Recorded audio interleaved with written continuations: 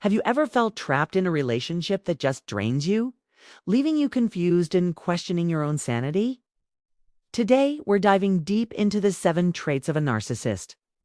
But we're re-looking at them through a spiritual lens to understand the deeper battle at play and how you can find freedom. First up is pride, the root of it all.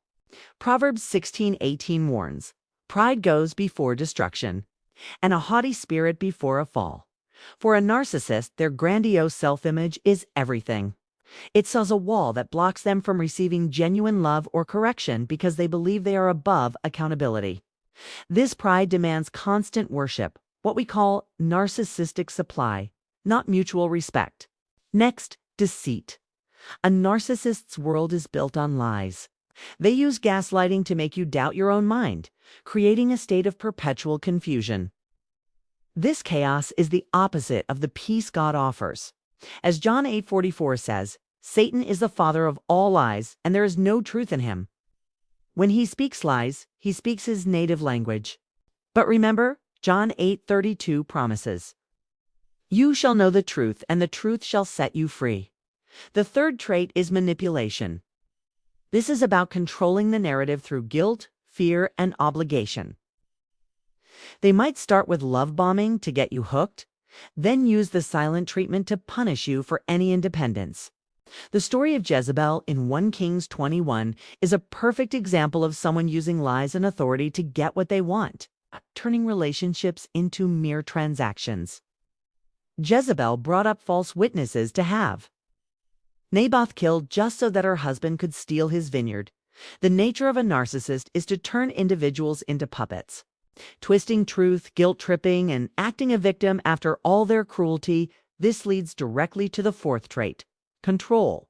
The goal is to keep the narcissistic supply flowing. To do this, they often try to isolate you from friends, family, and your spiritual community. Why? Because those people validate your reality, and that's a threat to the false world the narcissist has built.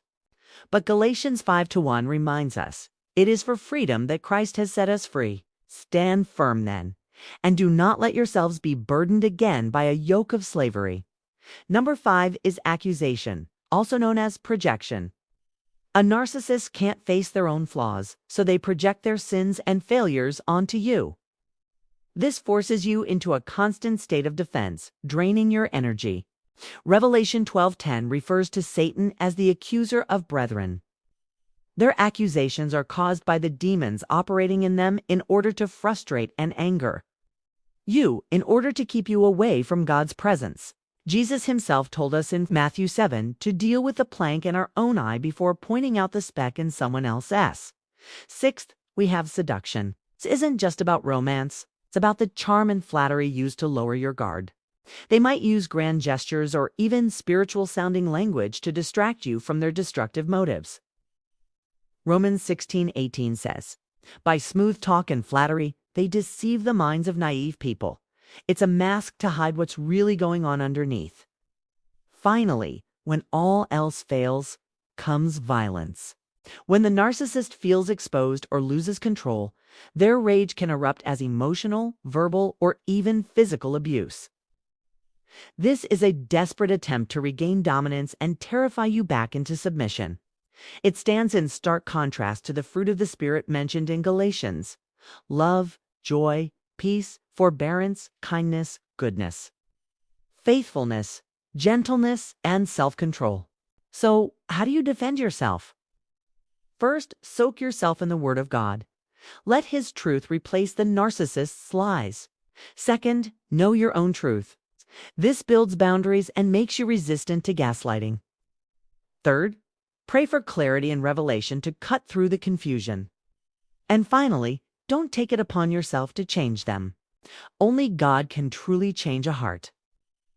Your job is to protect your own peace and walk in the freedom He has given you. Thank you so much for watching. If this resonated with you, please like, share, and subscribe for more content that helps you find healing and strength in your faith. I'll see you next time.